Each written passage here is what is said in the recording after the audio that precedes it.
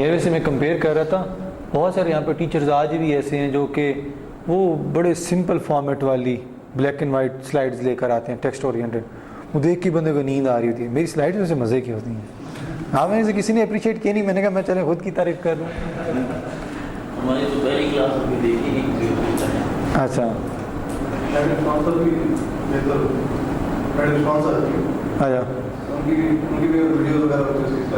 अच्छा अच्छा।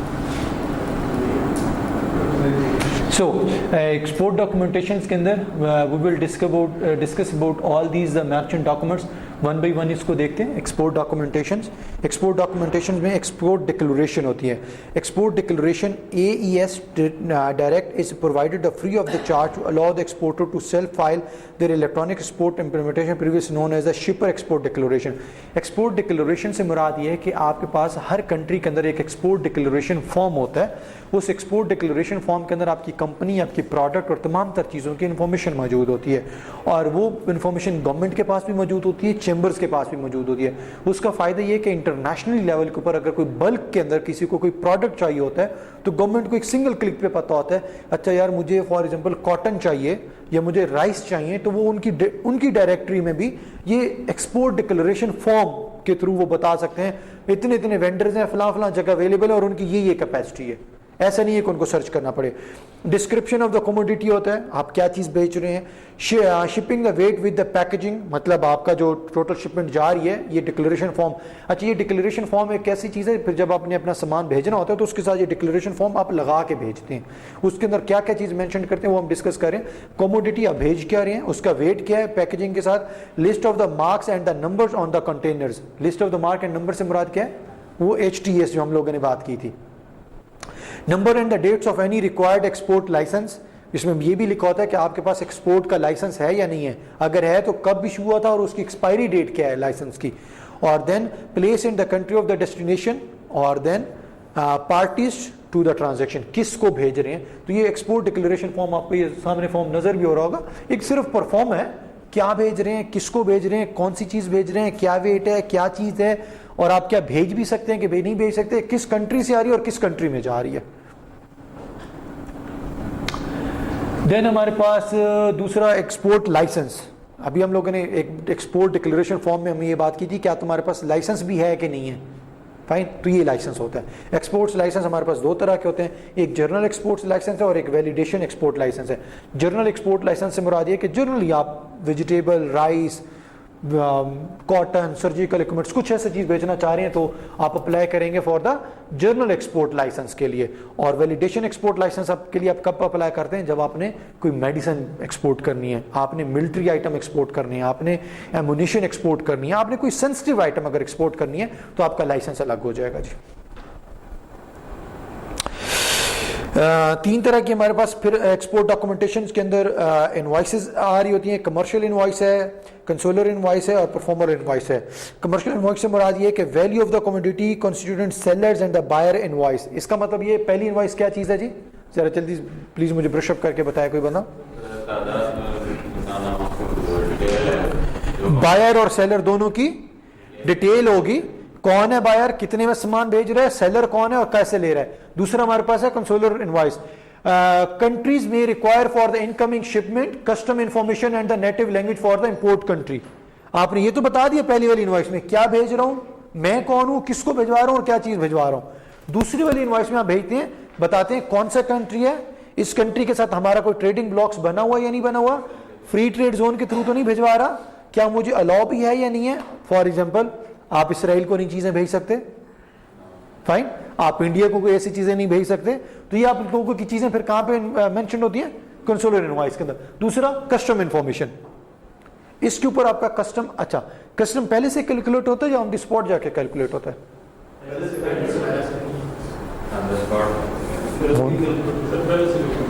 On the spot होता होगा ना सर। नहीं, ये मैं इनवॉइस कह रहा हूं, इनवॉइस के ऊपर लिखना होता है ऑन द स्पॉट ना। नहीं, ऑन द स्पॉट नहीं होगा, ये जो हम इनको टर्म्स एक सिस्टम पूरा बता रहे हैं ना, ये सिस्टम डिस्कस इसलिए कर रहे हैं। इस इनवॉइस के ऊपर लिखा होगा कि आपका ये कस्टम बनता है, फुली कैलकुलेट होता है, और जब वो कैलकुलेट होता है वो देखते हो उसमें कोई लंबी चौड़ी वो बहस ही नहीं करते, वो आपका कोड देखते हैं, HTS कोड देखते हैं, सामान देखते हैं, वेट चेक करते हैं, कहते हैं हाँ यार इसका, और सिस्टम उसको बता देता है इसका कस्टम इतना बनता है। लेकिन गवर्नमेंट कहती है, कस्टम एजेंट्स कहते हैं, पोर्ट्स कहते हैं कि आपका कस्टम उसके ऊपर मेंशन होना जरूरी है। क्यों जरूरी है? बिकॉज करप्शन ना हो। आपका सामान जब पोर्ट्स पे पहुंचा, लैंग्वेज बैरियर की वजह से कहीं आपको ये ना हो 100 रुपीज का कस्टम और कोई बंदा आपसे 200 ना चार्ज कर ले। और साथ उसमें लैंग्वेज भी मेंशन होती है कि आप जिस जगह से सामान भेज रहे हैं, जिस लैंग्वेज में ये इनवॉइसेस आपने बनाई हुई, ये लैंग्वेज है कौन सी। लास्ट कौन सी है जी? Performer invoice. ये कहनी ऐसी इनवॉइस है जो आप सामान भेजने से पहले अपने कस्टमर को भेजते हैं। पढ़ें जरा, send the prior to sale, sale से पहले आप उसको इनवॉइस भेजते हैं। क्यों भेजने का मकसद क्या होता है? कंफर्म करे कोई चीज हिडन ना रहे। भाईजान 10 रुपए का सामान मैंने उसे ये चार्ज किया, इनवॉइस में भेज रहा हूं 12 रुपए की, तो लड़ पड़ेगा। मैं कहूंगा भाईजान 12 रुपए की इसे जैसे, क्योंकि 10 रुपीज का तुम्हारे मेरे दरमियान डिसाइड हुआ, 2 रुपीज की कस्टम और शिपमेंट के चार्जेस हैं, और now it's all up to you. आप शिपमेंट खुद करवा लें, नहीं करें तो पहले इनवॉइस भेजनी होती है। और both price quote and the documentation for the LC, मतलब वो जो उसने LC बनवानी है वो इस इनवॉइस के थ्रू, परफॉर्मर इनवॉइस के थ्रू बनवाएगा, वरना वो आपको 10 रुपीज के अकॉर्डिंगली पर प्रोडक्ट आपके इनवॉइस बनवा देगा। ATA कार्नेट क्या होता है?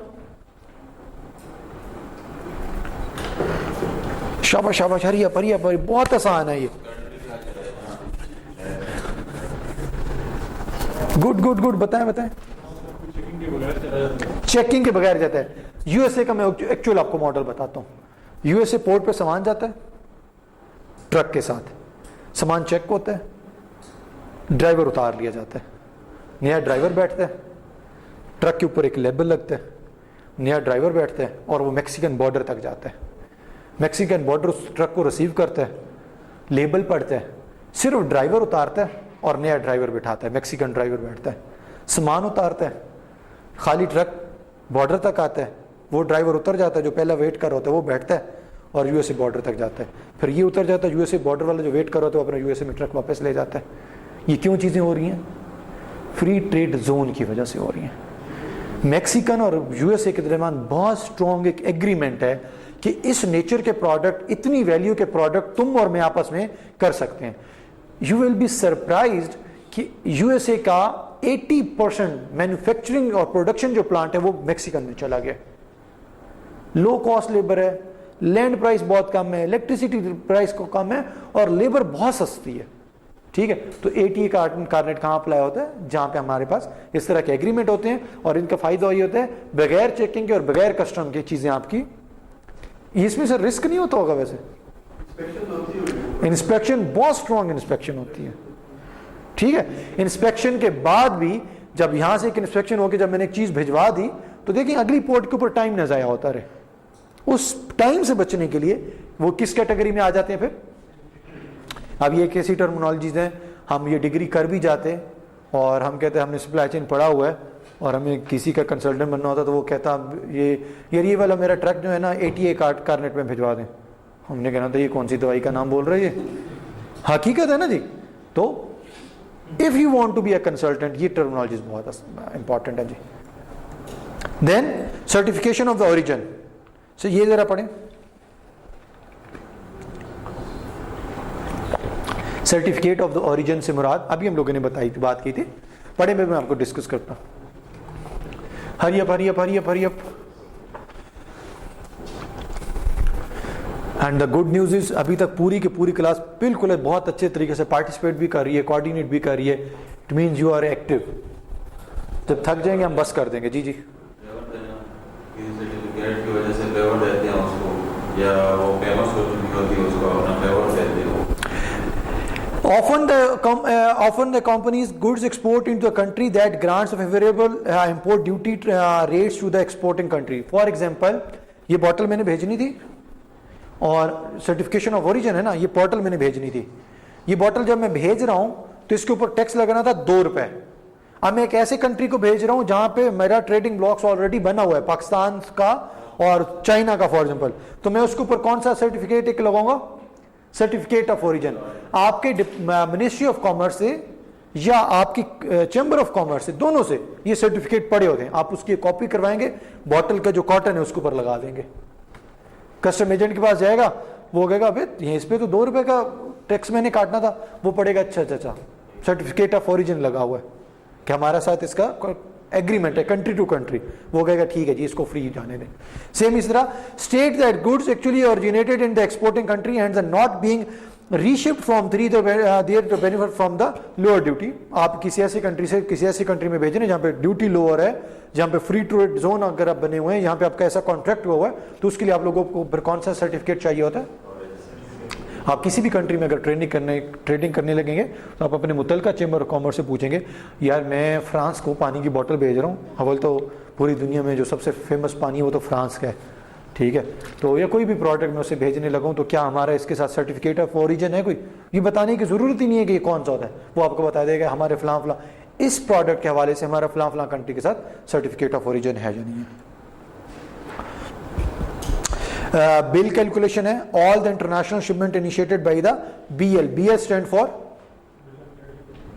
Bill of landing. Bill of landing आपने कैलकुलेट करना होता है, चाहे आप बाई एयर भेज रहे हैं या बाई रेल भेज रहे हैं या बाई शिप भेज रहे हैं। बिल ऑफ लैंडिंग से मुराद ये एक पोर्ट से दूसरी पोर्ट तक जब उसने लैंड करना है तो आपका बिल क्या बनेगा। Constitutes the carrier contract and the receipt for the goods in the shipment. इस बिल के अंदर क्या क्या चीजें शामिल होती हैं कि वो जो कैरियर से मुराद जो आपका सामान जो उठा के लेके आए उसके अंदर कौन कौन सी चीजें शामिल थी और उसका कॉन्ट्रैक्ट क्या था। Carrier will transport from one destination and the shipper to the another specific destination and the receipt. मतलब इसके अंदर आप बिल ऑफ लैंड के अंदर आपके पास 2-3 चीजें शामिल हैं। अभी इनिशियली हम लोगों ने बात की थी, हम दोनों आपस में एक सामान भेज रहे हैं तो हम पहले से डिसाइड कर लेंगे, आगे वो टर्मिनोलॉजीज भी आएंगे, हम पहले से डिसाइड कर। अच्छा मैंने एयरवेज बिल कर दिया, ठीक है। दोनों बिल के कैलकुलेट का तरीका कार यही है। अब अभी इस पे आते हैं। फॉर एग्जांपल हम दोनों आपस में एक्सपोर्ट करें तो हम पहले से डिसाइड कर लेंगे, मैं आपको पोर्ट टू पोर्ट सामान दूंगा, मैं आपको पोर्ट टू गोडाउन तक सामान दूंगा, मैं आपको पोर्ट से गोडाउन तक विद कस्टम क्लियरेंस दूंगा, इसमें इंश्योरेंस शामिल होगी कि या नहीं होगी। ये तमाम चीजें किसमें शामिल आती हैं जी? बिल ऑफ लैंडिंग के अंदर। अच्छा डॉक रिसिप्ट क्या होती है जरा पढ़ें, ये बड़ी इंपॉर्टेंट है प्लीज। ये तमाम डॉक्यूमेंट में जो चीजें मैं आपको इंपॉर्टेंट कह रहा था उनमें से एक ये चीज भी बहुत इंपॉर्टेंट है।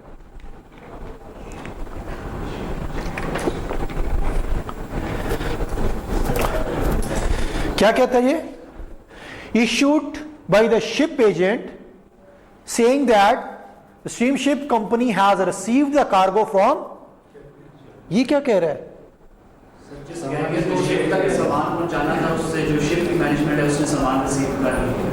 ऐसे ही सर मैंने बाहर से सामान मंगवाया, पोर्ट अथॉरिटी ने लिया सामान, सर वो मुझे डॉक रिसीप्ट देगा, पूरा कंटेनर जब वो रिसीव करते हैं ना तो मुझे एक रिसीप्ट देंगे। अदरवाइज चाइना वाला कहेगा मैंने तो आपको 1 लाख कंप्यूटर्स भेज दिया, मैं कहूँगा कहाँ गया? तो ये मुझे जैसे वहां पे मेरा कैरियर वहां पे रिसीव होगा तब हमें एक डॉक रिसीप्ट मिलेगी कि yes your shipment has been received और उसकी ये डिटेल है। क्या शिपमेंट? शिप एजेंट जो अभी हम लोगों ने कहा था, जिसको हम कार्गो एजेंट भी सर बोल रहे थे, जो ये उसकी रिस्पॉन्सिबिलिटी होती है कि वहां से वो डॉक रिसीप्ट लेकर आए जी। दूसरा हमारे पास क्या है? Certificate of insurance. सिंपल, आप सामान भेज रहे हैं, अगर आपको लगता है कि आपको इंश्योरेंस करवा लेनी चाहिए तो उसमें आपका सर्टिफिकेट ऑफ इंश्योरेंस भी शामिल होता है। हाँ ये बड़ा इंपॉर्टेंट है। एक्सपोर्ट पैकेजिंग कंसर्न्स, अभी मैंने थोड़ी देर पहले बात की थी। इस बोतल को मैं पैक करके भेजूंगा पोर्ट तक इसकी पैकिंग करके भेजना, that is a separate story. But the point is if I am trying to export this water bottle तो इसकी पैकेजिंग और अलग से तरीके से होगी। क्यों अलग से तरीके से होगी? हम लोगों ने कुछ अभी डॉक्यूमेंट्स देखे थे, हम लोगों ने कुछ नंबर स्कीम देखे थे, कुछ कोड्स देखे थे। उस कोड्स के अकॉर्डिंगली, उस पैकिंग के अकॉर्डिंगली उसमें पैक होना है। उसकी पैकिंग, अगेन मैं रिपीट कर रहा हूं, उसकी पैकिंग बिल्कुल अलग हो जाएगी। जो आपकी डोमेस्टिक पैकिंग होती है वो अलग होती है। पैकिंग कंसर्न में हम लोग क्या क्या चीजें देख रहे होते हैं? Will the package cargo survive through ride? हम पैकेजिंग इस तरीके से करते हैं कि इतना लंबा 50 दिन 60 दिन 3-3 महीने लगते हैं शिपमेंट अक्सर भेजते हुए, तो क्या इतना अरसा ये सर्वाइव कर जाएगी? फॉर एग्जांपल ऐसी है जैसे मैंने यहाँ से रंग बिरंगी थाईलैंड से वैसे आती हैं, थाईलैंड वालों की मैं एक मिसाल ले लेता हूँ। थाईलैंड वालों ने वो कलरफुल जो फिश होती हैं वो आपको भेजी पाकिस्तान में, और वो निकाल कर उन्होंने कॉटन में सील करके टेप शेप लगा के भेज दी। यहाँ तक तो आते हुए डेड बॉडीज ही रिसीव होंगी, फिश तो नहीं रिसीव होंगी। तो ये चेक किया जाता है क्या उनकी पैकिंग इस तरीके से की गई है कि वो सर्वाइव होंगी या नहीं होंगी। Are the perishable properly insulated and the cushioned, क्या हो ये जितनी भी आइटम्स हैं प्रॉपर तरीके से पैक किए गए हैं, उसमें कोई चीज़ टूटने वाली है या फ्रेजिल तो नहीं है। Is it light enough for a lower duty rate, क्या ड्यूटी रेट के अंदर ये इसमें इसके ऊपर जो अपने ड्यूटी रेट अप्लाई होने आए हुए हैं। अच्छा, ड्यूटी रेट इस पॉइंट का एक और मतलब ये है, बहुत सारी जगहों के ऊपर, तकरीबन हर जगह के ऊपर आपका एक स्पेसिफिक अमाउंट या क्वांटिटी स्पेसिफाइड की गई है। फॉर एग्जांपल पाकिस्तान के लिए एक स्पेसिफिक क्वांटिटी है कि आप एक दिन में, ये एक महीने में, ये एक साल में इतनी मेडिसिन मंगवा सकते हैं। ऐसा नहीं है कि आप जितनी मर्जी मेडिसिन मंगवाना शुरू कर दें। Does the package meet the custom requirements, all are labels, instruction, warning, can the containers be loaded onto the multiple modes, क्या ऐसा तो नहीं है कि एक जगह से उतरने के बाद 3-4 जगहों से इसने कंटेनर पे दोबारा लोड होने वहां पहुंचने के बाद। Can packaging be reused, recycled और एनी वेस्टेड, क्या ऐसी पैकेजिंग है जो रीयूज हो सकती है या बिल्कुल वेस्ट हो जाएगी।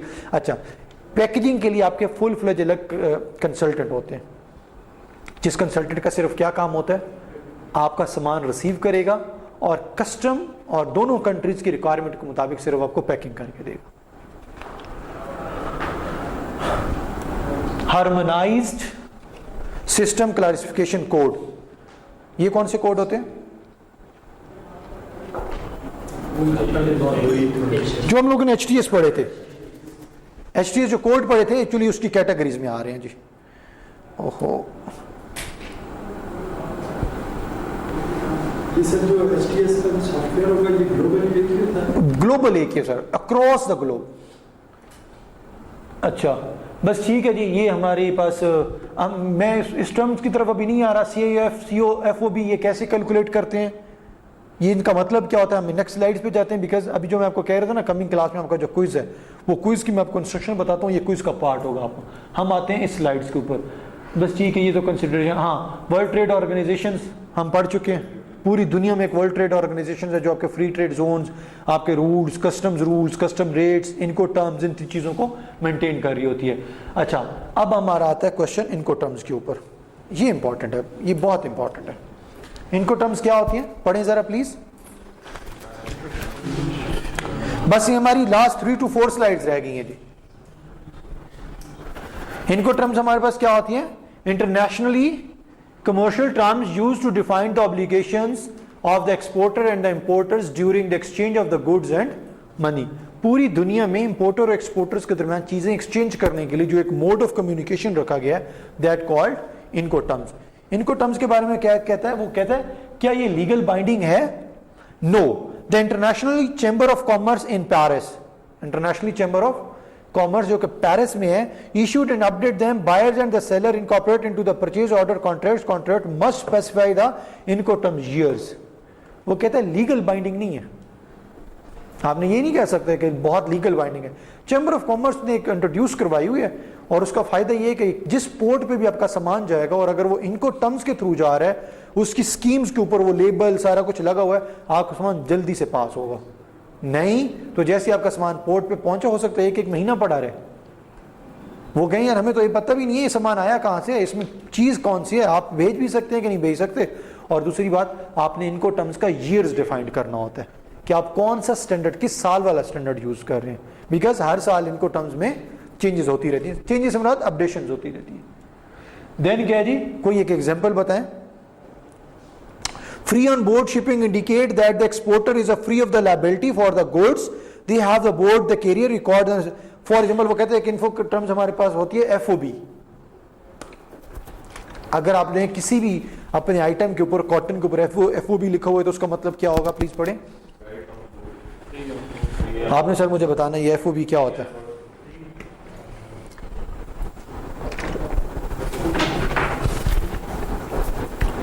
They are on the board carrier record the specific point where the carrier takes the possessions।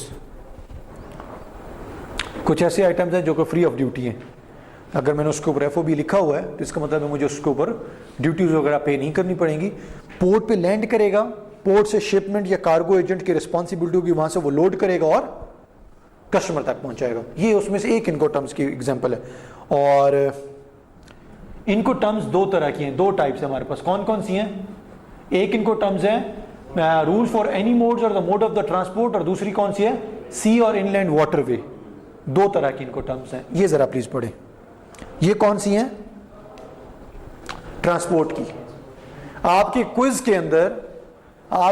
के अंदर मैं एक स्टेटमेंट दूंगा, ये सामान है फलां जगह से भेज रहा हूं, फ्री ट्रेड जोन में आता है या नहीं आता, या वो जो इंडस्ट्री जिसने इसको प्रोड्यूस किया that is based in the free trade zone और नॉट।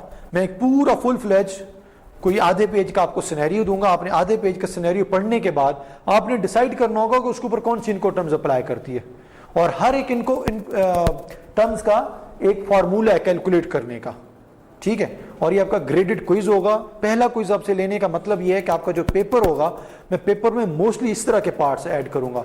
ये डेफिनेशन क्या होती है, कैद आजम के कितने दांत थे, किस कलर की टोपी पहनते थे, हम इस तरफ नहीं जाएंगे, because we are in a very professional subject. हम एक ऐसी चीज की तरफ जाएंगे जो कि एटलीस्ट आपको फ्यूचर में और बिजनेस के अंदर फायदा दे सके। तो इनको टर्म्स है वेरी इंपॉर्टेंट। अभी तक जो चीजें हम लोगों ने पढ़ी हैं, 3 लेक्चर हमारे हो गए,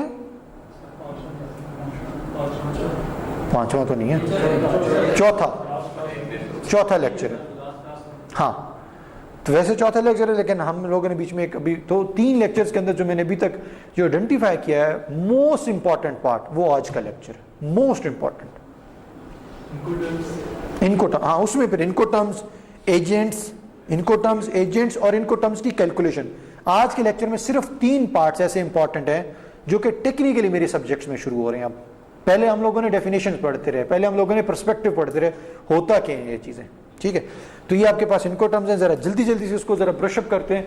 EXW क्या करते हैं, exports, buyer takes over goods and the seller location. Buyer चीजें लेगा, लोकेशन तक पहुंचा देगा। अगर आपका ये वाला कॉन्ट्रैक्ट हो तो आप कॉन्ट्रैक्ट है तो आपके कॉटन पे लिखा होगा EXW। FCA free carrier, seller deliver to the main carrier, seller जो है मेन कैरियर तक सिर्फ डिलीवर करेगा, बस इससे आगे उसकी कोई रिस्पॉन्सिबिलिटी नहीं। फॉर एग्जांपल मैं लास्ट वाला पढ़ लेता हूं, DDP, डिलीवरी ड्यूटी पेड, मतलब seller incur all cost including the import duty. चीजें आपको क्लियर होती जा रही है ना। सिर्फ एक कोड लिखने से आप लोगों को आइडिया होगा कि यार ये मुझे करना क्या क्या है, इसमें कोई लंबी चौड़ी डिटेल नहीं लिखनी, पैराग्राफ नहीं लिखनी हम लोगों ने। हम अपने कॉटन इसके ऊपर एक इनको टर्म्स का कोड लिखते हैं कि मुझे क्या करना है। नेक्स्ट वाले कोड्स किसके लिए, अगर आप पानी के थ्रू चीजें अपने भिजवा रहे हैं, थ्रू सी भिजवा रहे हैं, बाई एयर भिजवा रहे हैं, तो फिर आपके पास कौन कौन सी हैं, free along side the ship, buyers lift cargo on board. जो जिसने चीजें परचेज की हैं वो सिर्फ आपके पोर्ट से चीजें उठा लेगा। कस्टम क्लियर करवाना, कैसे लेके जाता है, टूटती हैं चीजें नहीं टूटती, it's responsibility lies on buyer. आपका काम है उसके कंट्री के पोर्ट तक पहुंचा देना। लास्ट वाली देखें CAF, cost, insurance and freight, सब चीजें उसमें शामिल होंगी। जी, जब हम आपस में रेट तय कर रहे होंगे ना जी, तो हम बड़ा प्रोफेशनली एक दूसरे से डिस्कस करेंगे। हम कहेंगे यार अच्छा मुझे बताएं आपको सामान कैसे चाहिए, तो वो कोई लंबी डिबेट नहीं करेगा अगर प्रोफेशनल हो, और आप वो कहेगा मुझे CAF के थ्रू आप भिजवा दें। अब ऐसा नहीं है मैं उसे कहूँ तो ये CAF क्या होता है भाई, सो वी हैव, अच्छा फिर CAF में मैं उसे एक इनवॉइस बना के भेजूंगा, वो खुद ही समझ जाएगा कि अच्छा यार इनवॉइस इतनी बड़ी क्यों बन रही है। क्लियर है ना जी। Then legal and the regulatory consideration, custom regulation serve into 2 purpose, provide the revenue, protect the domestic.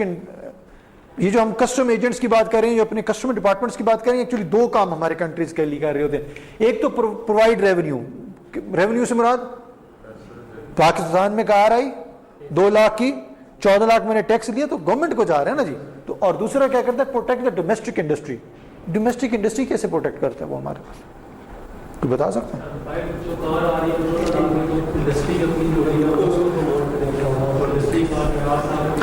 ये भी आंसर है। दूसरे इसके एक और आंसर भी है, डोमेस्टिक इंडस्ट्री से मुराद है सर आपको पता है आप हर आइटम बाहर से नहीं मंगवा सकते। ऐसे आइटम्स जो आपका कंट्री चाहता है कि हम उसमें खुद प्रोड्यूस करें, खुद कफील बने, उसके ऊपर वो बैन लगा देते हैं। और वो बैन, वो प्रोडक्ट आपके पाकिस्तान में लैंड ना करे, इस वजह से उसको कौन देख रहा होता है, आपके रेगुलेशन अथॉरिटीज देख रही होती हैं, ताकि आपके domestic.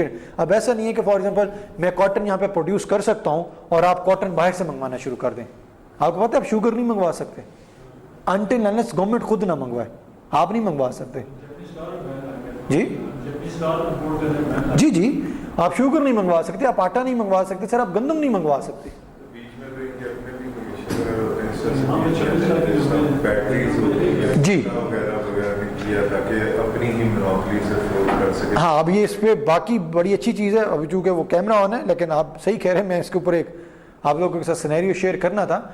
Yes, this is the monopoly. Monopoly in a way you will be surprise, आपके पास ऑटोमोबाइल इंडस्ट्री में 2-3 कंपनीज हैं सिर्फ, होंडा है, सुजुकी है, बस एक आदि इसी तरह ना, हाँ टोयोटा। आपको पता है टाटा, अगर आज टाटा इधर आ जाए तो मेहरान आपकी 3 लाख में हो जाए। उन्होंने कहा भी था नहीं कि हम आपको तो अगेन फिर लेकिन इसका एक नुकसान ये होगा कि जब 3 लाख की गाड़ी मिलती है तो हर बंदा जो है वो गाड़ी को रोड क्रश हो जाएगा। गाड़ी सर नहीं, देखें गाड़ी आज भी जिसने लेनी है ना, आप या मैं, आज दिन तक क्या इस वजह से गाड़ी नहीं ली कि यार रश हो जाएगा रोड पे, तो हम ले लेते हैं। नहीं हम ले लेते, हमने क्या देखना है, अपनी सहूलत देखनी है। तो जब सहूलत देखनी है, जब एक चीज आपको सस्ती मिलनी शुरू कर देगी, सब लेंगे। बाइक की बात है, होंडा की पहले बाकी क्लास के बाद तीसरा अपना नाम भी सुना होगा,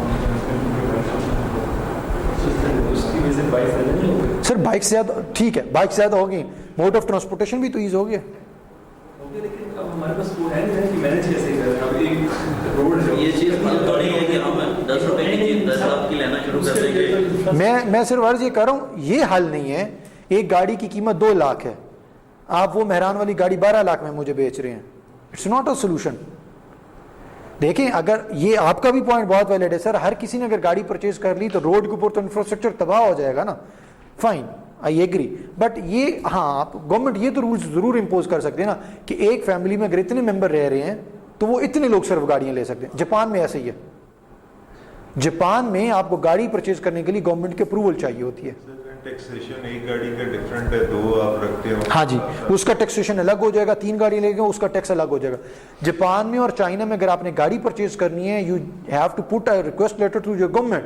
वहां का सर कंसल्टेंट आता है, आपका घर विजिट करता है, आपके एरिया देखता है, गली देखता है, सोसाइटी देखता है, फिर वो डिसाइड करता है आपको अलाउ करने का, फिर वो लेटर लेकर आप जाते हैं शोरूम पे और गाड़ी लेते हैं। ऐसे ही जैसे आज मुझे अगर गॉड फॉरबिड वेपन परचेज करना है तो मुझे उस वेपन का पहले लाइसेंस उसको दिखाना होता है, तो पाकिस्तान यहाँ पे क्यों नहीं हो सकता? हमने वेपन के लिए भी तो किया हुआ है। हमारा पॉइंट ये है कि मेहरान कितने की लास्ट टाइम तक सेल हो रही थी? 10 लाख। मतलब इमेजिन, आपको पता है सर ये ग्रेस होंडा सिटी है एक्चुअली इंडिया की, है कोई 13-14 लाख की वहां पे, यहां पे ग्रेस 24 लाख की। मतलब सर अच्छा हाँ, अब ये देखें मतलब डबल से प्राइस ज्यादा हो गई, और ये इंडिया की होंडा सिटी है। मैं सिविक से मुझे बाई चांस याद आया, I was in Saudi Arabia, और जनरली हमारे कज़न ने बात बताई और आई वॉजंट बिलीविंग। मैंने कहा नहीं यार ऐसा नहीं, उसने वाकई दिखाया। उन्होंने कहा अपने घर जाके भी देखिएगा। मैंने वहाँ पे सिविक देखी तो उसका ना सर ये जो बोनट बॉडी सारा ना, तो उसको इस तरह करके देखें, प्रेस करके देखें, आपको मटीरियल आइडिया होगा। मैंने कहा हाँ यार सारी सिविक का मटीरियल ऐसे ही होता होगा। यकीन करें जब मैं इधर पाकिस्तान आया, यहाँ पे अपनी वाली सिविक को हाथ लगाया, आप अपनी किसी गाड़ी को, ये मैं आपको एक्सपीरियंस बता, किसी गाड़ी के बोनट पे जाएं ऐसे करें, वो जैसे कागज नीचे नहीं हो रहा होता वो वैसे नीचे हो रही होती है। आवाज से पता चल जाता है। आप वो पीछे डिग्गी पे बैठे हैं तो उसके अंदर लचक है, चादर के अंदर।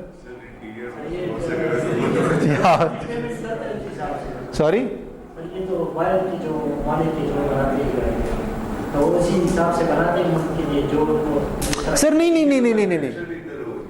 होंडा जो है, होंडा बाहर की कंपनी है सर, लेकिन होंडा जब अपनी एक गाड़ी बनाता है ना सर, वो डिसाइड कर लेता है ये मेरी किस किस रीजन में बिकेगी।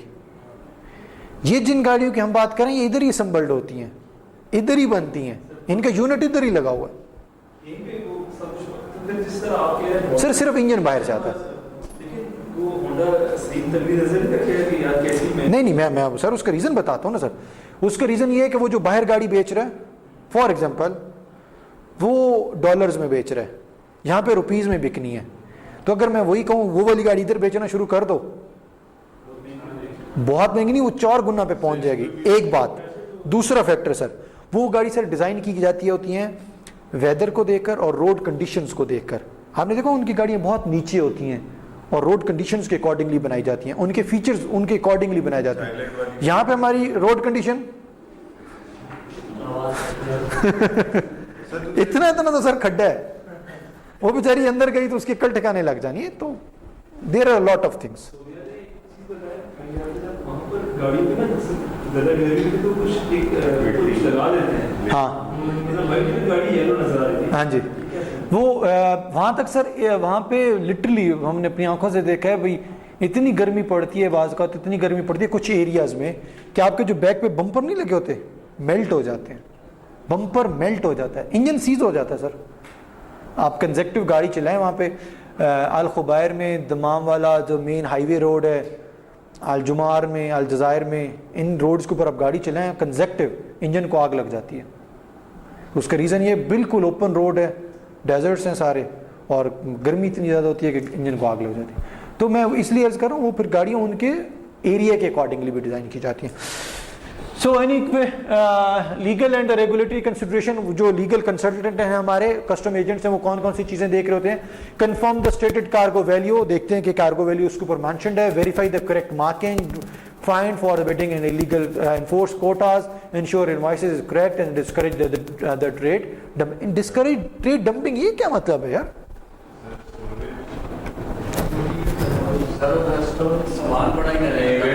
सर कोई ऐसा सामान तो आपने नहीं भेज दिया जिसकी क्लियरेंस में बहुत ज्यादा टाइम लग जाएगा और फिर हमारे पास सामान पड़ा रहे। अभी हम लोगों ने देखा था, एक डॉक रिसीप्ट होती है, जब आपका सामान वहां पे उतरता है तो वहां की अथॉरिटी वो सामान ले लेती है आपसे और आपको उसके अगेंस्ट डॉक रिसीप्ट दे देती है। अगर उसने सारा सामान ही सर रिसीव करना शुरू कर दिया, या उसकी पोर्ट पे सामान आना शुरू हो गया, आगे क्लियरेंस में टाइम लग गया, तो वो सामान रखेंगे कहाँ पे? और अगर सामान रखने की उनके पास जगह नहीं होती, मिसहैप कोई हो जाता है, तो all responsibility would be laid on authority. अच्छा, ये जरा प्लीज पढ़ें एक term. How can they work towards meeting the particular needs and how wants to different markets around the globe by the designing a new product or service? Implication of the globalization से मुराद ये कि अगर आपका कोई भी product है, आपकी कोई भी इंडस्ट्री है, तो आपको कैसे पता चलेगा कि मुझे कौन कौन से वेज हैं, कौन कौन से प्रोसीजर्स हैं जिनके थ्रू हम लोगों ने ये चीज़ें कर सकते हैं। तो based on the globalisation, localisation से मुराद ये है, अब यहाँ से देखें। अच्छा, ये सॉरी मैं बैक वाली स्लाइड, अब चूंकि इस पर बैक नहीं जाएगा, बैक वाली जो एक लाइन थी ना, क्या ये वाली लाइन, इस लाइन पे वो क्रक्स एक्चुअली दे रहा है। वो कह रहा है ये जितनी भी आप लोगों ने स्लाइड्स पढ़ी है ना, अब आपको ये आइडिया हो गया होगा। आपकी कोई भी इंडस्ट्री है, कोई भी प्रोडक्ट है, और अगर आपने ये देखना है कि वो कहाँ कहाँ कैसे कैसे मैं सेल कर सकता हूँ, तो अब आपको मेरे ख्याल से एक overall idea, bird eye view हो गया। अगर सामान एक जगह से दूसरी जगह जा रहे हैं तो एटलीस्ट आप उसकी पैकिंग, उसका प्रोसीजर देख के ये बता सकते हैं कि हाँ यार मुझे पता है ये हो क्या रहा है। अच्छा, देन ये देखें जी, वो कहते हैं ग्लोबलाइजेशन का मतलब ये, या ग्लोबलाइजेशन का हम करते क्यों? अभी स्लाइड्स आने से पहले हम चीजें शुरू कर रहे थे। मैक्लेरन, Ferrari, BMW, E64 series, E series, M series, 8 series, X series Pakistan में क्यों नहीं आती? इस वजह से नहीं आती बिकॉज वो खास पर्पस के लिए बनाई गई होती हैं। तो सिर्फ एक उससे एग्जांपल आपको दे रहा है, जिस तरह मैक इटालिया एक ऐसा बर्गर है मैकडोनल्ड वालों को जो सिर्फ इटली में मिलता है। ये कौन सा बर्गर कहाँ पे मिलता है जी? You will be surprised, India के लिए उन्होंने मैकडोनल्ड ने, बिलीव मी, अलग बर्गर इंट्रोड्यूस करवाया हुआ है, अलग बर्गर। हाँ सर, आबादी के अलावा बिजनेस थोड़ा दे रहे हैं, वो बिजनेस भी तो देखें। एक होता है आबादी की आबादी ज्यादा हो गई, एक होता है एक ऐसी आबादी है जो कि आपके लिए कोई कस्टमर या कोई रेवेन्यू प्रोड्यूस कर रही है। हम आबादी तो हम भी बहुत ज्यादा है। हमारे घरों में अजीब ट्रेंड है, 7 घर में लोग रहते हैं, 1 कमाने वाला होता है और 6 जुगते करवाने वाले होते हैं। अच्छा, तो सेम इस तरह ग्लोबलाइजेशन का मतलब ये होता है कि डियर आप अगर ग्लोबलाइजेशन पे जाना चाह रहे हैं तो इसका मतलब है या तो आप अपना प्रोडक्ट की मार्केट इन्हांस करना चाह रहे हैं, या किसी खास रीजन के लिए खास किस्म का प्रोडक्ट इंट्रोड्यूस करवाना चाह रहे होते हैं। सेम इस तरह आपने याहू को चेक किया होगा, जहाँ पे स्पोर्ट्स की न्यूज़ आ रही होती है याहू के मेन पेज के ऊपर। अच्छा, आपके यू विल बी सरप्राइज, आपके याहू मेन पेज के ऊपर आपके पाकिस्तान की न्यूज़ आ रही होती हैं। ये कैसी न्यूज़ आ रही है जो इक्का दुक्का आपके बारे में इंटरेस्टेड होंगे। फ्रांस में ऐसा नहीं होता होगा, फ्रांस में वो वाली न्यूज़ ऑटोमेटिकली फ्रेंच में आती होंगी और उनके एरिया के अकॉर्डिंगली आती होंगी। तो ग्लोबलाइजेशन में हम लोग ये चीज़ें देख रहे होते हैं। रिवर्स इनोवेशन का मतलब क्या होता है? बस लास्ट वाली लाइन पढ़ लें। रिवर्स इनोवेशन से मुराद ये कि ग्लोबलाइजेशन का कॉन्सेप्ट एक्चुअली हमारे माइंड में रिवर्स इनोवेशन से आया। रिवर्स इनोवेशन से मुराद ये कि हम हर कंट्री अपने अपने घरों में बैठ के चीजें बना रहा था। यूएसए ने with the passage of time देखा यार मुझे लेबर, क्वेश्चन है आपका, उसने देखा कि मुझे with the passage of time ये लेबर बहुत कॉस्टली पड़ रही है, मुझे पर और डॉलर में पे करना पड़ रहा है। वो बांग्लादेश की तरफ निकल गया, वो भूटान की तरफ निकल गया, वो मैक्सिकन की तरफ निकल गया फॉर एग्जांपल। तो ये वो वाली चीज़ें हैं रिवर्स इंजीनियरिंग। आप किसी तरीके से ये मेथड आइडेंटिफाई करते हैं कि कौन सा प्रोडक्ट किस तरीके से लो प्राइस पे और ज़्यादा प्रॉफिट पे आप जनरेट कर सकते हैं। इस रिवर्स इनोवेशन की वजह से हमारे पास ग्लोबलाइजेशन का आया। जल्दी से बस स्लाइड्स एंड होगी, रिव्यू आप लोग मुझे समझाएंगे। पहली क्या चीज़ हम लोगों ने डिस्कस की सर, आपने मुझे बताना है। नजर आ रहा है ना आपको सर? आ रहा है? गुड। ये रिव्यू है कि अभी तक हम लोगों ने क्या क्या पढ़ा।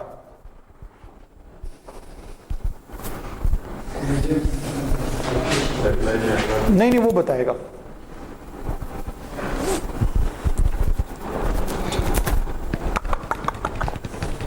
सर इतना ज्यादा तो पैराग्राफ नहीं लिखा हुआ सर। सेम रूल रेगुलेशन तो इतना मतलब धीमी आवाज में और इतना थोड़ा सा डर डर के और मतलब शर्मा के, आप जरा कॉन्फिडेंस से शाबाश दोबारा बताएं। आपकी खुद आंसर से फील हो रहा है ना जैसे इसको खुद भी नहीं पता।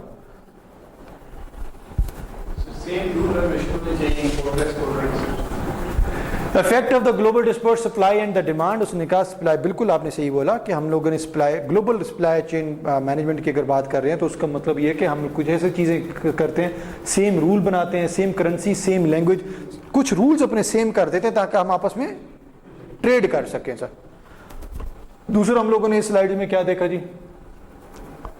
सर आपने बताना मुझे, ये दूसरा रिव्यू है, ये चीज़ हम डिस्कस कर चुके हैं। एक्सीलेंट। अगर आपने ग्लोबलाइजेशन की बात करनी है, if you are saying that I want to go with the globalisation bracket, अगर आपकी कंट्री आपने प्रमोट करना और आप कहते हैं मैं बाकी ममालिक के साथ भी ट्रेडिंग की बात करूं, तो सबसे पहला काम आपका कंट्री, आपकी गवर्नमेंट को क्या करना है? फ्री ट्रेड जोन बनाएगा। फ्री ट्रेड जोन बनाएगा देन आप किसी कंट्री के साथ कोई कॉन्ट्रैक्ट कर सकते हैं। थर्ड चीज हम लोगों ने क्या देखी जी? एक्सीलेंट। ये देखा ट्रेडिंग ब्लॉक्स की इतनी इंपॉर्टेंट चीज थी, ये जरा पढ़े। ट्रेडिंग ब्लॉक्स तुमने मुझे बताना है कि ट्रेडिंग ब्लॉक क्या है। चाइना ने करना है, वहाँ पर करना है तो पाकिस्तान से कर ले। ट्रेड एग्रीमेंट है, कोई प्रोजेक्ट है, जिस तरह जिसकी मिसाल हमारे पास सीपैक था। फोर्थ वन क्या है जी? सर आपने मुझे बताना है। पढ़े पढ़े पढ़े शाबाश। Fourth one review. Fourth one में हम लोगों ने देखा था ऑपरेशनल कंसिडरेशंस। ऑपरेशनल कंसिडरेशंस में हम लोगों ने क्या क्या देखा?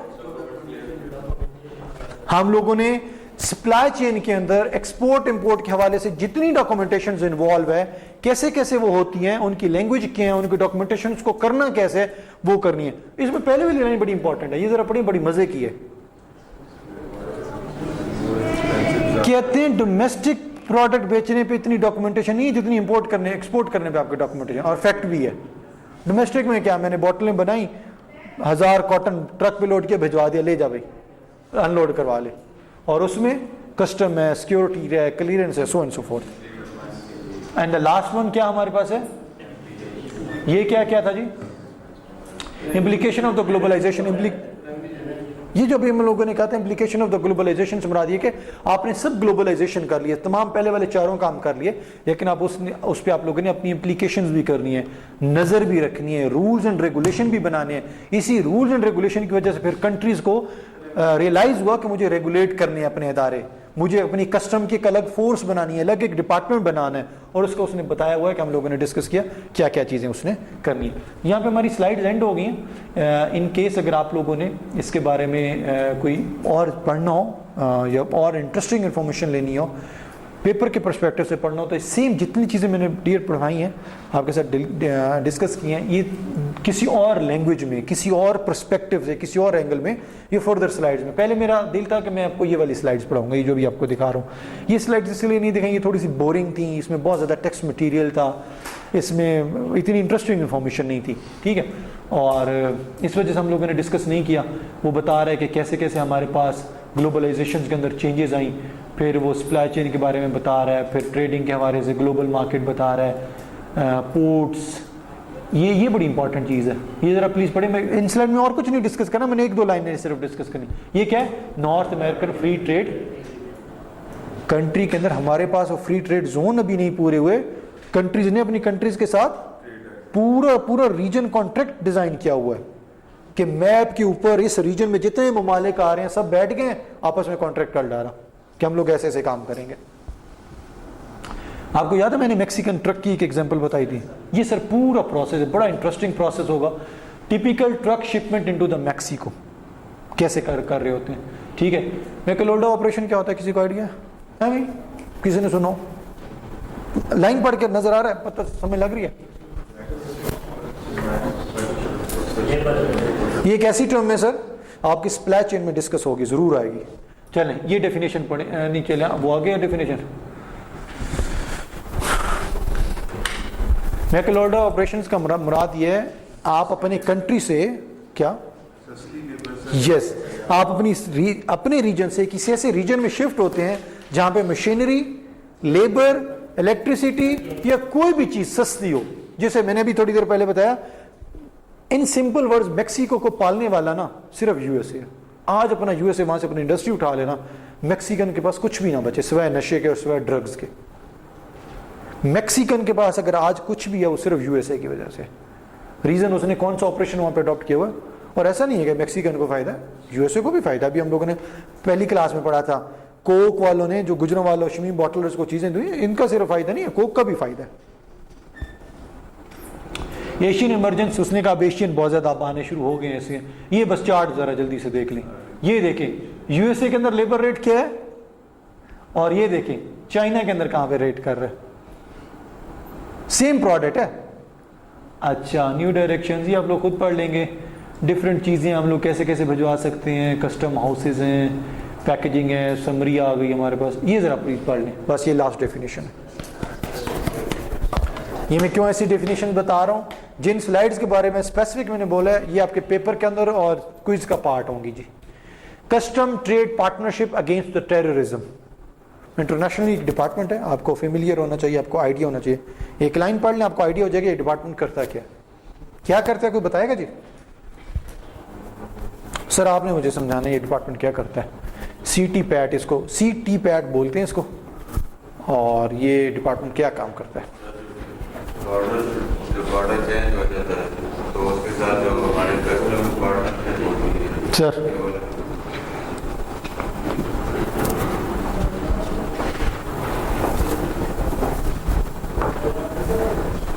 ये जो डिफरेंट कंट्री के पास जो सप्लाई चेन मैनेजमेंट सिक्योरिटी और एक्सीलेंट।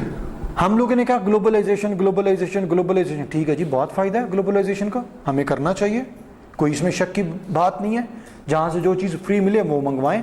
लेकिन वी सेट के यार ग्लोबलाइजेशन के साथ कुछ नेगेटिव फोर्सेस भी होंगी, नेगेटिव इम्पैक्ट्स भी होंगे, और उन नेगेटिव इम्पैक्ट्स को डील करने के लिए यूएसए ने अपना एक अलग सा डिपार्टमेंट बनाया हुआ। अच्छा जी, बस ठीक है, ये हमारे पास लास्ट स्लाइड थी। और इसके बाद मैं अभी रिकॉर्डिंग चलती रहे जी, क्योंकि मैंने अभी क्विज की अनाउंसमेंट करनी है और सब तक वो पहुंच जाए जी। सबसे पहली अनाउंसमेंट, आज आप लोगों की असाइनमेंट अपलोड हो जाएगी। जिन लोगों की असाइनमेंट्स अपलोड नहीं हुई पहले, जो अब आज आ रहे हैं गूगल क्लासरूम में ज्वाइन करेंगे, अपनी असाइनमेंट्स देंगे, मार्क्स पूरे नहीं मिलेंगे, लेट सबमिशन के मार्क्स डिडक्ट होते हैं हमेशा, वो मार्क्स आपके डिडक्ट होंगे। और डोंट यू वरी अगर आपके मार्क्स डिडक्ट हो रहे हैं, बिकॉज अभी असाइनमेंट्स बहुत सारी आएंगी। तो हम क्या करेंगे, जो बेस्ट असाइनमेंट्स होंगी हम उनको उठाएंगे और उसके बेसिस के ऊपर पूरी क्लास के मार्क्स देंगे। असाइनमेंट्स आप लोग की आज एक अपलोड हो जाएगी। असाइनमेंट का प्रोसीजर मैं आप लोगों को बता दूं, ऑलरेडी इन लोगों को तो आइडिया है। हमारे असाइनमेंट्स का प्रोसीजर ये होता है कि जो भी क्वेश्चन दिया गया उस क्वेश्चन को आपने देखना है। बुक भी आप लोगों की बुक शेयर की हुई है ना मैंने गूगल क्लासरूम पे बुक। और ये वाली मुझे आज आपने कोई, चले मैं मुझे याद रहेगा जी जी, मैं आइए आज अपलोड हो जाएंगे जी। वो आप लोगों की एक्चुअली थी नहीं, वो गलती से अपलोड हो गई थी, वो नस्ट की थी और मैंने वो गलती से आप लोगों के यहाँ अपलोड कर दी थी जी। यार नेट से तो मुश्किल होता है, क्लास गूगल क्लासरूम पे मैं सब कुछ अपलोड कर देता होता हूँ। एक वो बुक जिसके अंदर से आज हम लोगों ने ये स्लाइड्स पढ़ी हैं, वो बुक एक और भी मैं अपलोड कर दूंगा, बल्कि नहीं मैंने शायद अपलोड की हुई है। स्प्लैश बुक का किसी को नाम याद है? कौन सा बुक थी ये? स्प्लैश इन पर्सपेक्टिव बुक किसी ने देखी है खोल के? वैसे देखी भी नहीं ना। अच्छा चलें, मैं देखूंगा अगर ये जो जिससे आज स्लाइड्स पढ़ाई हैं वो बुक भी अपलोड कर दूंगा। हम डिस्कस कर रहे थे रिगार्डिंग योर असाइनमेंट का हमारे पास प्रोसीजर ये होता है कि जो भी क्वेश्चन होते हैं उस क्वेश्चन को आपने पढ़ना है, उस क्वेश्चन के रिलेटेड जो भी मटेरियल है यू कैन फाइंड आउट। जी है ना, ये मुझे सिर्फ बुक का पहला पेज दिखा दें सर बस यही बुक है एग्जैक्टली। ये आपको एग्जैक्ट मैंने बुक यही अपलोड की है। आपने क्वेश्चंस के रिलेटेड जो मटेरियल है you have to find out over the internet, you can find out from the books. आपने उसका एक आंसर अपने पास बना लिया, सोच लिया, फिर आपने उसको अपने वर्ड्स में लिखना है। रजिस्टर ओपन करना है अपने वर्ड्स में, हैंड रिटन फॉर्मेट में, बॉल पॉइंट से आपने लिखना है। जब आपने उसका आंसर लिख लिया, फिर आंसर लिखने के बाद आपने उसकी पिक लेनी है।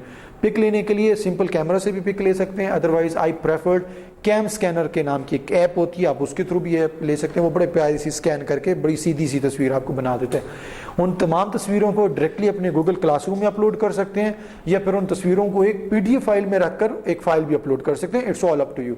अब पॉइंट ये है कि हमने कैसे अपलोड करनी होगी। गूगल क्लासरूम आप लोगों ने यूज़ किया हुआ है पहले? आप लोगों ने सिर्फ सिंपल आप अपनी ID पे जब जाएंगे ना, तो आप उसको जब अपलोड करेंगे तो ऑटोमेटिकली मुझे पता चल जाएगा कि आप ये किस बंदे के थ्रू, किस ID के थ्रू मेरे पास अपलोडिंग आई हुई है। आप उसको अपलोड जीमेल, कोई ID, किसी भी जीमेल ID के थ्रू आप जब मुझे व्हाट्सएप मैसेज करेंगे ना, मैं आपको गूगल क्लासरूम का एक लिंक सेंड करूंगा और कोड सेंड करूंगा।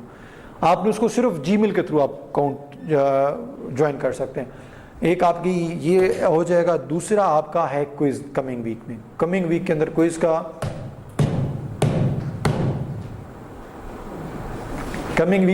मैं थोड़ा सा आपको प्रोसीजर्स बता दूं। कमिंग वीक के क्विज का प्रोसीजर हमारे पास ये है कि आपके पास एक सिनेरियो होगा। उस सिनेरियो को पढ़ने के बाद आपको ये आइडेंटिफाई करना होगा कि कौन कौन से एजेंट्स आपके इन्वॉल्व हैं। एजेंट्स इन अ वे, शिप एजेंट्स है, NOC है, इंपोर्टर है, एक्सपोर्टर्स है, फ्राइट फॉरवर्डर, कौन सा एजेंट्स आपको होगा। क्विज का एक पार्ट। दूसरा पार्ट, इनको टर्म्स के बारे में क्वेश्चंस होंगे। इनको टर्म्स के बारे में क्वेश्चंस ये हो सकते हैं कि फॉर एग्जांपल FIB अगर कैलकुलेट करनी है तो किस तरह कैलकुलेट करते हैं। ये एक आपको सिनेरियो दिया गया है। उस सिनेरियो के अंदर मैं आपको पहले ही बता दूंगा डिफरेंट रिस्पॉन्सिबिलिटीज़ होंगी और उसके सामने चार्ट बना होगा।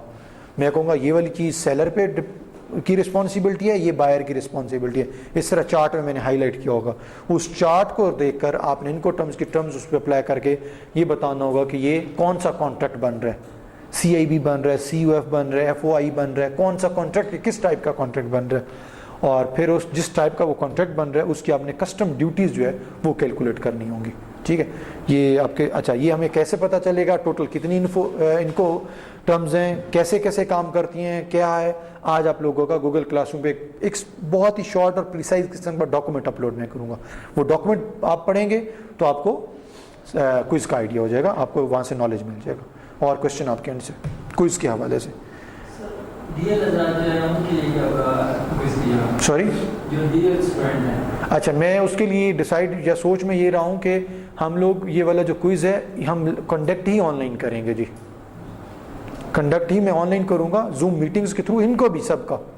ठीक है, ताकि सेम टाइम पे सब लोग वो क्विज कंडक्ट कर दे रहे हो मुझे। और उसके लिए मुझे जी ऑनलाइन ही कोशिश तो हमारी यही है। जी मैं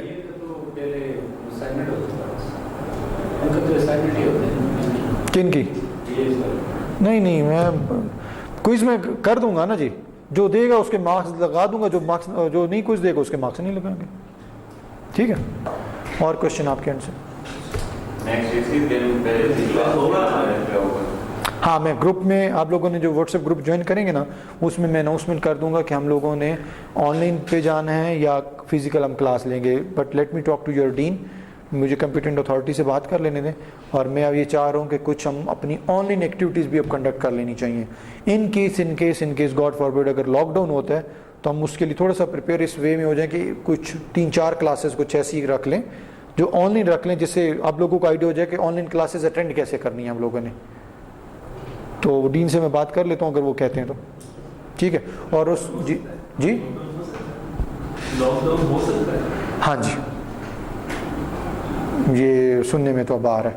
अब जल्द से स्टार्ट हो गया, अब तो कंफर्म। अब तो कंफर्म है जी, अब तो करेंगे। ठीक है जी, और कोई क्वेश्चन आप लोगों की तरफ से? स्पेस तो होगा, मतलब जो किस पेड़ होगा तो पता कैसे जो प्लेट है तो फ्री प्लेट में आती है। नहीं, सिनेरियो से मुराद ये है सर कि फॉर एग्जांपल मैं आपको एक सिनेरियो दूंगा उस के अंदर जिसमें ये लिखा होगा, आपको सिंपल ये देख के पता चल जाएगा कि फॉर एग्जांपल एक सिनेरियो है, उस सिनेरियो में मैंने ये लिखा हुआ है कि जनाब मेरी फैक्ट्री की गाड़ी इतने कॉटन तुम्हें कराची पहुंचा देगी। अब तुम्हें ये पता चल गया शिपमेंट जो कार्गो वाला है वो एजेंट है वो तो इसमें इन्वॉल्व नहीं होगा, ठीक है, इसमें कस्टम एजेंट इन्वॉल्व होगा, इसमें फलां बंदा इन्वॉल्व होगा। तो एजेंट्स की जब आप डिटेल पढ़ेंगे वहाँ से भी आप लोगों को आइडिया हो जाएगा। और दूसरा एक चार्ट होगा, उस चार्ट के अंदर मैं बता दूंगा, फॉर एग्जांपल एक चार्ट बना होता है और उसके अंदर एक रिस्पॉन्सिबिलिटीज लिखी होती हैं। यहाँ पे लिखा होता है सेलर और यहाँ पे लिखा होता है बायर। मैंने यहाँ पे कोई भी एक सामान कहा, मैंने कहा जी इंश्योरेंस, तो मैं इसको टिक मार्क किया करूँगा, मैं कहूँगा ये बायर इसकी रिस्पॉन्सिबिलिटी है। इस तरह जितनी भी चीज़ें हम लोगों ने टिक मार्क किया होगा कि कौन सी चीज़ किसकी रिस्पॉन्सिबिलिटीज है। इनको टर्म्स आपको पूरी कैलकुलेशन बताती है कि फॉर एग्जांपल वो कहता है कि जी FOI आपने अगर कैलकुलेट करना है इन केस, तो अगर इसका रेट क्या होगा अगर वो रिस्पॉन्सिबिलिटी लाए करती है सेलर पे, और इसका रेट क्या होगा अगर वो रिस्पॉन्सिबिलिटी लाए करती है बायर के ऊपर। स्पेसिफिक रेट्स हैं ऑलरेडी, तो आपको रेट्स वो आइडिया होंगे, याद होंगे, उसके अकॉर्डिंग आपको इसकी कैलकुलेशन कर लेंगे। और क्वेश्चन? अच्छा, अभी मैं बातें मुकम्मल नहीं, मैं बहुत वो जनाब रेडी बैठे हैं ऐसे, मतलब अपनी गन्ने और बॉक्स और चीज़ें लेकर, बस एक दफ़े अपनी बात ख़त्म करें और हम वो निकलें बाहर, बस बंद कर दें।